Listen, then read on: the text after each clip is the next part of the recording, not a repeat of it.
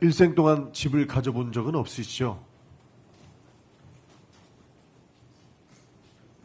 제 명의의 집을 말씀하시는 예. 것이라면 그렇습니다. 최근 재산 신고한 거 보니까 2억 1,500만 원이라고 이야기를 하는데 저희도 꼼꼼히 보니까 그중에 1억 4,800만 원은 정치자금으로 잡힌 예금이더라고요. 그렇기 때문에 정치자금으로 국민으로부터 후원받으신 것은 사적으로 사용할 수 없기 때문에 사실상 재산이 6천만 원에 불과해 보인다라는 부분 동의하십니까? 네, 그렇게 볼 수 있을 것 같습니다. 네. 그렇기 때문에 4선 국회의원 하면서 총리 후보자가 된 분의 재산이라고 할 정도로 의아합니다.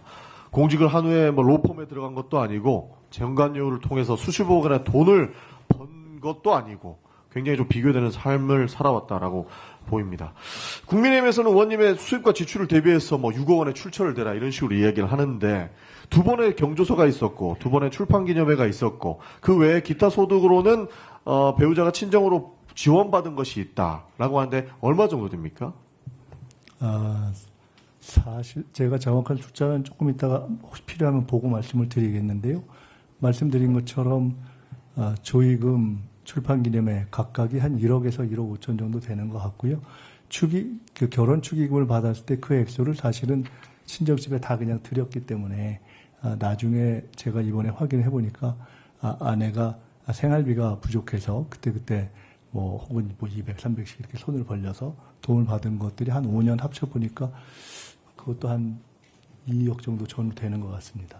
네, 그에 대해서 정확한 숫자는 필요하시면은 저희가 보내주시면 좋을 것 계산한 같고요. 것을 말씀드리겠습니다. 그러니까 추징금부터 시작해서 하나하나 다 말씀을 드리겠습니다. 후보자께서 제출한 자료를 보면 매월 그러니까 세비로 받은 돈의 절반 이상씩 500에서 700가량을 추징금을 납부하셨습니다. 20년부터 추징금 납부 내역을 보니까 20년 빙부상 조의금과 세비 일부로 추징금을 납부하시고 조의금 중에 일부는 교회 헌금으로 내신 건 맞습니까? 네, 맞습니다. 네, 21년도에 국회의원 세비로 추징금을 냈습니다. 그때는 기타 소득이 없었기 때문에 매년 500에서 700만 원을 납부해서 총 6천만 원 납부하신 걸로 나와 있습니다. 네, 맞습니다. 500만 원씩 내다가 빨리 완납하는 것이 좋겠다고 생각돼서 700만 원을 올려서 냈습니다. 네, 그렇게 6천만 원을 갚았습니다. 22년도에는 출판기념회 수익과 세비 일부 그리고 추징금을 납부하고 출판기념회 수익 일부로 또 교회에 헌금을 내셨죠? 네, 그렇습니다. 네, 그리고 23년에도 출판기념회 수익과 세비 일부로 추징금을 납부하고 출판기념회 일부의 수익을 또 교회에 헌금으로 내셨습니다. 네. 그리고 24년에는 한 달 만에 추징금을 갚으셨던데 어떻게 내신 거죠? 24년에. 예. 24년에는 제가 대출을 해서, 그때가 선거가 있는 해여서 대출을 해서 1억 8천만 원인가로 제가 기억을 하는데 확인을 해보겠습니다만은 그때 일부는 선거 비용을 준비하고 나머지를 추징을 완납하는 데 썼습니다. 1억 정도 됐던 것 같습니다. 그리고 그 갚는 것에 저희가 봤을 때는 아파트 대출금이 사라진 것 같던데 그 부분이 그렇습니다. 아파트 그 보증금을 빼서 갚은 것이죠? 네, 나중에 이제 끝난 뒤에 아파트 보증금을 빼서 네. 다 갚아버렸습니다. 그렇게 해서 내신 걸 확인했습니다. 그런데 지금 국민의힘에서 주장하는 것처럼 6억을 한두 달 안에 집에 쌓아놓고 썼다라고 한 주장과는 너무나도 배치되는 내용입니다. 그렇기 때문에 너무나도 음해성이 짙다라고 보는 것이고, 그리고 4인간의 채무 1억 4천만 원을 올해 6월에 대출을 해서 갚았다라고 하신 거 맞습니까? 맞습니다. 네, 그러면 실제로 이 자금은 어디서 나왔는지라고 이야기하기보다는 대출을 해서 갚았다 이렇게 봐도 되는 거죠? 네, 명확합니다. 네. 원래 추징금 그리고 추징금과 연동된 중과산 증여세, 그다음에 4인간 채무 이렇게 세 가지의 일종의 채무가 있었는데 순서를 어떻게 할까 고민하다가 중과산 증여세의 부담이 너무 커서 그것을 제일 먼저 그 이후에 공적 채무인 추징금 그리고 4인간 채무의 순서로 갚으려고 예정하고 있었고 그에 따라 갚았습니다. 그럼 다 증명이 되네요. 가족 간의 조의금까지 본인이 과거에 있었던 추징금, 그러니까 사회적 책임을 다하고 그 의무를 다하기 위해서 누구처럼 돈 29만 원 있다고 도망가지 않고 그것을 납부하기 위해서 굉장히 노력했던 것이 보입니다. 실제로 상이 당했는데 그 조의금을 받은 것을 추징금을 냈고 그리고 출판기념회에서 책을 판 돈으로 또 추징금을 냈고 그렇게 추징금을 납부할 수 있게 해주셔서 감사한 마음에 교회에 헌금을 냈습니다.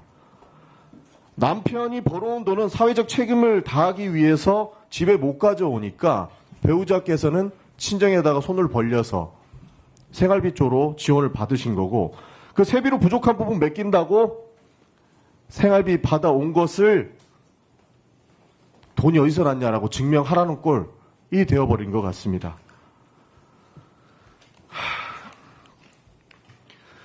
그리고 1억 4천만 원 11명에게 나눠서 빌린 것, 그때 당시 2018년도 야인이셨죠?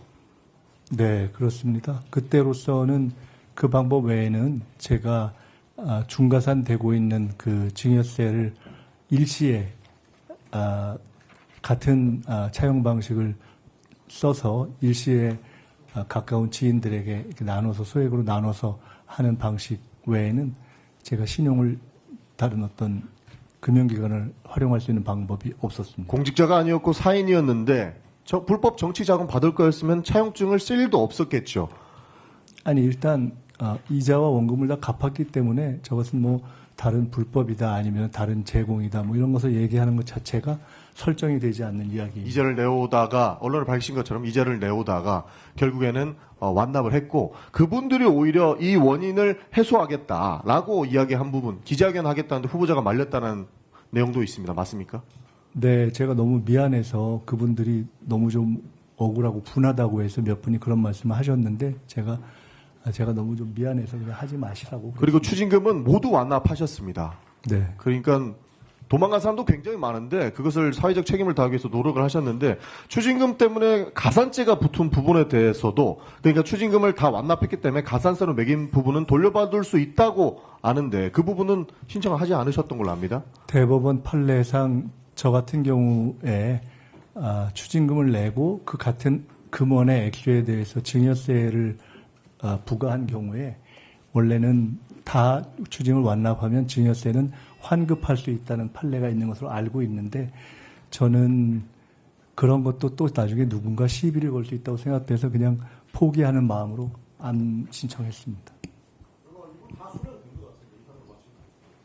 네.